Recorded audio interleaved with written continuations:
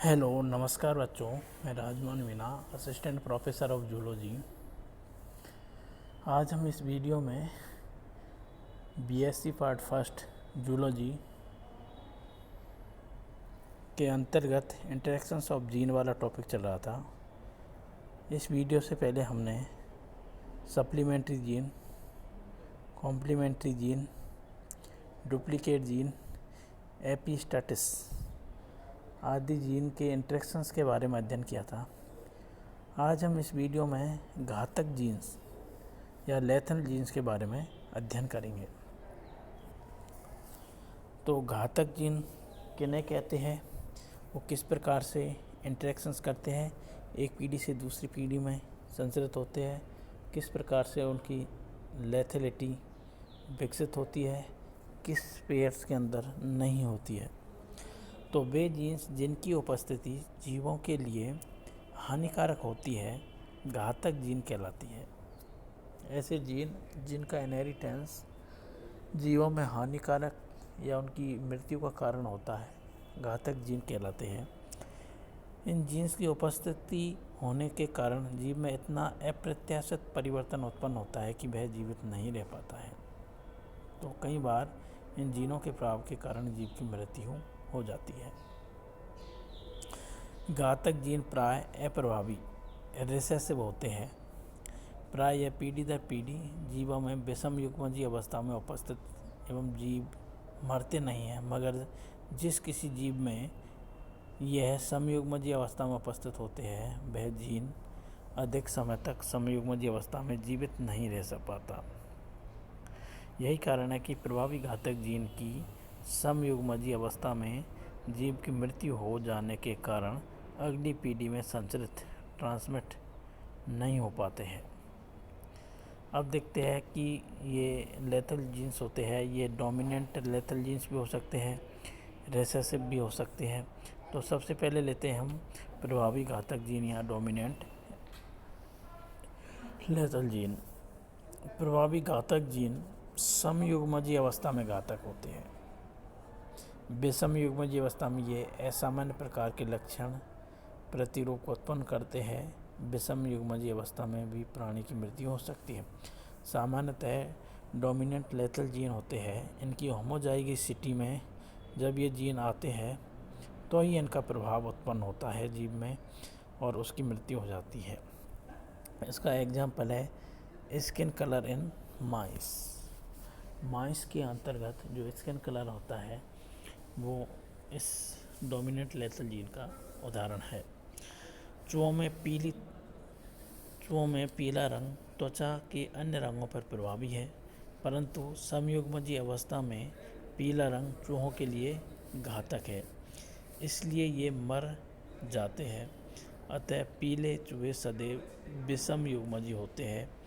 ऐसे चूहों में संकरण से F2PD में 2:1 समलक्षणी अनुपात फिनोटाइप प्राप्त होता है, क्योंकि 1/4 अनुपात वाले चूहे समयुग्मजीय अवस्था कैपिटल YY घातक जीन के कारण मर जाते हैं। यदि हम capital Y small y yellow का संकरण capital Y small y yellow के साथ कराते हैं तो हमें जो F1 जनरेशन्स के अंतर्गत अनुपात प्राप्त होता है capital YY, capital Y small y और कैपिटल Y स्मॉल y और स्मॉल y स्मॉल y, जिसमें येलो और येलो और लास्ट में ब्राउन।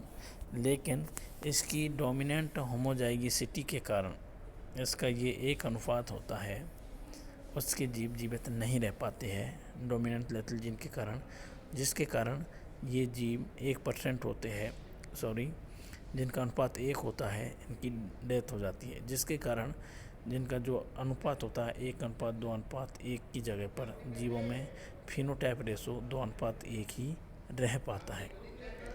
तो इस प्रकार से ये डोमिनेंट लेथल जीन होता है।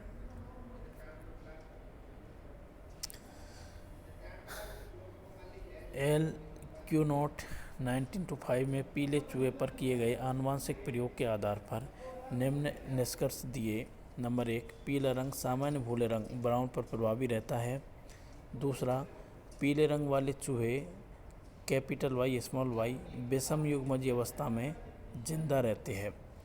तीसरा पॉइंट है, पीले रंग वाले चूहों का पीले रंग वाले चूहों से संकरण कराने पर अगली पीढ़ी में पीले और भूरे रंग वाले चूहों का समलक्षणीय अनुपात 3:1 न होकर परिवर्तित रूप में 2:1 हो जाता है, क्योंकि पीले रंग वाला चूहा कैपिटल वाई समयुग्मजीय अवस्था में जीवित नहीं रह पाता है। अतः इस संकरण से यह निष्कर्ष निकाल सकते हैं कि कैपिटल वाई जीन समयुग्मजीय अवस्था कैपिटल वाई में चूहों के लिए घातक होता है और ये जीन इस अवस्था में अगली पीढ़ी में संचरित नहीं हो पाता है, क्योंकि ऐसे चूहे जिंदा नहीं रह पाते हैं और भ्रूणीय अवस्था में ही मर जाते हैं। दूसरा है रिसेसिव लेथल जीन। अप्रभावी घातक जीन अपना प्रभाव केवल समयुग्मजीय अवस्था में ही करते हैं।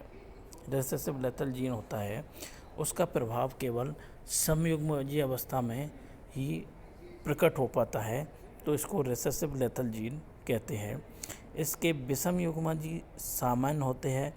इनकी उत्पत्ति तभी होती है जब दो विषम युग्म जीवों के मध्य क्रॉस कराया जाता है। इसका एग्जाम्पल है टाई सांचे लेथल। टाई सेक रोग में अप्रभावी घातक जीन के कारण समयुग्मजीय अवस्था में छोटे बच्चों की मृत्यु हो जाती है, क्योंकि सामान्य वसा उपापचय के लिए आवश्यक एंजाइम इनमें उत्पन्न नहीं हो पाते हैं। तंत्रिकाओं पर वसा की मात्रा एकत्रित होने के कारण तंत्रिकीय आवेग का संचरण धीमा हो जाता है। तंत्रिकाओं पर वसा की मात्रा एकत्र होने के कारण तंत्रिकीय आवेग का संचरण धीमा हो जाता है, जिसके कारण पेशीय नियंत्रण तथा मेंटल डेफिशिएंसी मानसिक अवमंदता उत्पन्न होती है।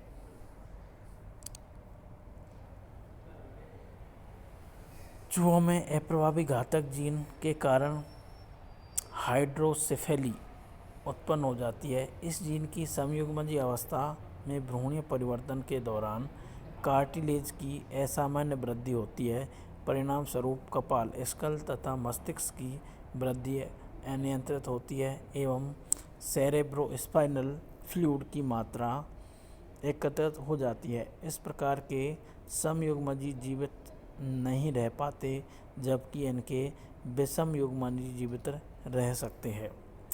तीसरी कंडीशंस होती है कंडीशनल लेथल के अंतर्गत वे जीन्स जो एक विशिष्ट वातावरण में सामान्य प्रकार के होते हैं। वे जीन जो एक विशिष्ट वातावरण में सामान्य प्रकार के होते हैं, लेकिन जब वातावरण में परिवर्तन होता है तो ये जीन घातक हो जाते हैं, अर्थात घातक हो जाते हैं। इसका एग्जाम्पल है ड्रोसोफिला सूडो ऑब्स्क्यूरा, जिसमें 16.5 डिग्री सेल्सियस तापमान पर सामान्य रहती है, लेकिन जब तापमान 25 डिग्री सेंटीग्रेड हो जाता है तो ड्रोसोफिला की मृत्यु होना प्रारंभ हो जाता है। तो इस प्रकार से लेथल जीन्स होते हैं, वो किसी जीव पर प्रत्याशित रूप से इफेक्ट डालते हैं और उसकी मृत्यु का कारण बन सकते हैं, जिनकी इनहेरिटेंसी भी होती है। तो इस प्रकार से ये लेथल जीन होते हैं। एक नेक्स्ट है प्लियोट्रोपिक जीन। ये एक नया टॉपिक्स है, प्लियोट्रोपिक जीन्स। इसके बारे में हम पढ़ेंगे। जब एक ही जीन के द्वारा एक से अधिक लक्षणों का नियंत्रण हो तो यह घटना प्लियोट्रोपी कहलाती है। कोई एक सामान्यतः मेंडल के अनुसार एक कैरेक्टर्स के लिए एक जीन पेयर होता है, वो जिम्मेदार होता है, लेकिन कई बार एक जीन होता है वो एक से अधिक लक्षणों को कंट्रोल करता है, तो यह घटना प्लियोट्रोपी कहलाती है। एक जीन के द्वारा एक से अधिक लक्षणों को कंट्रोल करने की घटना प्लियोट्रोपी कहलाती है तथा यह जीन प्लियोट्रॉपिक जीन कहलाते हैं। इस प्रकार के जो जीन्स होते हैं वो प्लियोट्रॉपिक जीन्स कहलाते हैं। इसका एग्जाम्पल हम लेते हैं मनुष्यों में होने वाला वंशागत रोग सिकल सेल एनीमिया। मनुष्यों में होने वाला वंशागत रोग है सिकल सेल एनीमिया। ये प्लियोट्रॉपी को प्रदर्शित करता है जो प्लियोट्रॉपिक जीन्स के द्वारा नियंत्रित होता है। इसमें एक ही जीन के द्वारा असामान्य हीमोग्लोबिन का निर्माण होता है। साथ ही आरबीसी की आकृति सिकल शेप्ड अर्धचंद्राकार हांसलीकार हो जाती है। समयुग्मजीय अवस्था में प्राणी की अल्पायु में ही मृत्यु हो जाती है, लेकिन विषम युग्मजीय अवस्था में सामान्य आकार की आरबीसी तथा एचबी की दोनों श्रृंखलाएं सामान्य पाई जाती है। विषम युग्मज इस जीन के वाहक का कार्य करते हैं, जिसमें HbA सामान्य जीन को HbS असामान्य जीन को निरूपित करता है। जैसे सिकल सेल कैरियर होता है, वहाँ पर HbA HbS का क्रॉस सिकल सेल कैरियर के साथ ही कराते हैं, HbA HbS के साथ। तो यहाँ पर हमें जो प्रोजेनी प्राप्त होती है वो इस प्रकार की प्राप्त होती है। HbA नॉर्मल 1/4, HbA HbS और HbA HbS यहाँ पर ये 1.5 और HbH HbS 1/4 affected normal die जो अफेक्टेड होते हैं सिकल सेल, उनमें ये पाया जाता है। आकार सिकल सेल एनीमिया में एक ही जीन के द्वारा आरबीसी की आकृति अर्धचंद्राकार और हीमोग्लोबिन की बीटा चेन में ग्लूटामिक एसिड का रिप्लेसमेंट होता है, वो वेलिन अमीनो एसिड से हो जाता है। ग्लूटामिक एसिड सामान्यतः 7 नंबर पर होता है, उसका रिप्लेसमेंट हीमोग्लोबिन की बीटा चेन से वेलिन अमीनो एसिड से हो जाता है, जिसके कारण जो आरबीसी होती है वो सामान्य प्रकार की न होकर के सिकल शेप्ड हो जाती है, जिसके कारण उसके द्वारा जो ऑक्सीजन कैरिंग कैपेसिटी होती है वो घट जाती है और इससे प्रभावित या प्रभावी या अफेक्टेड पर्सन होता है वो सर्वाइव नहीं कर पाता है, जीवित नहीं रह पाता है। तो ये सिकल सेल एनीमिया का जो एग्जाम्पल्स है वो प्लियोट्रॉपिक जीन्स का होता है, जिसमें एक जीन्स होता है वो एक तो अमीनो एसिड्स को रिप्लेस करता है ग्लूटामिक एसिड को वेलिन के द्वारा, दूसरा आरबीसी की जो स्ट्रक्चर्स होती है वो उसी के द्वारा कंट्रोल की जाती है। तो एक ही जीन के द्वारा 2 कैरेक्टर्स को कंट्रोल किया जाता है, आरबीसी की स्ट्रक्चर को और उसमें अमीनो एसिड्स जो हीमोग्लोबिन होता है उसकी चेन को रिप्लेसमेंट का कार्य है। तो ये प्लियोट्रॉपिक का एग्जाम्पल है। थैंक्स।